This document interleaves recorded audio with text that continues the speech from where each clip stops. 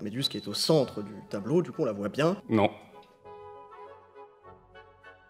Cette œuvre, intitulée Le radeau de la Méduse, a été réalisée par Géricault en 1819. Ce radeau est en chêne. Mais pas n'importe quelle chêne, car il existe 460.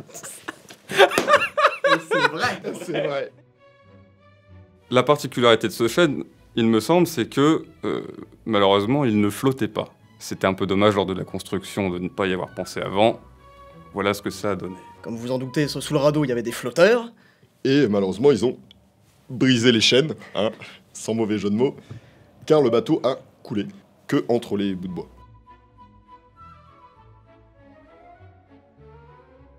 Alors, ce qui est assez marrant, c'est quand même qu'ils se sont échoués en plein milieu d'un lac. Hein. Le rivage était quand même à 15 mètres. Vous allez me dire pourquoi?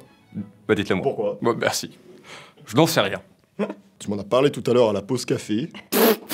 J'ai oublié. Ils ont vu, au fond de la mer, la dernière Nintendo Switch disponible dans la région. Et on raconte que c'est pour ça qu'ils n'ont pas voulu revenir au rivage. On raconte aussi que ce n'est pas la mer. C'est le lac de Biscarros. C'est-à-dire qu'on peut poser son bateau, on peut le louer. Moi, j'ai un bungalow là-bas. Alors j'y vais chaque été. Vraiment. Alors, expliquez-nous, j'ai une question. Pourquoi Jéricho a-t-il décidé qu'il fasse un temps de merde? Il nous emmerde quand même avec son temps. Petit ciel bleu, ça coûtait pas grand-chose, un petit coup de pinceau bleu dans le ciel. Là. Réponds à ça, trou du cul. Il l'avait appelé « Il y a plus de saison ». C'était le premier titre de ce tableau. Je crois même qu'il faisait orage. Ça se voit au cumulus un peu noir qu'on peut voir dans le ciel.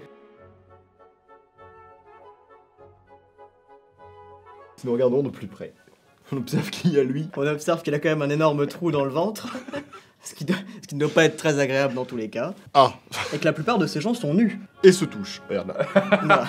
Ah, ça tripote en bas des blocs. Rappelons que c'est quand même un très beau tableau et qui a sa place au Louvre. Hein, et que celui qui l'ouvre se taise à jamais si jamais il me contredit ou il a rien à en faire.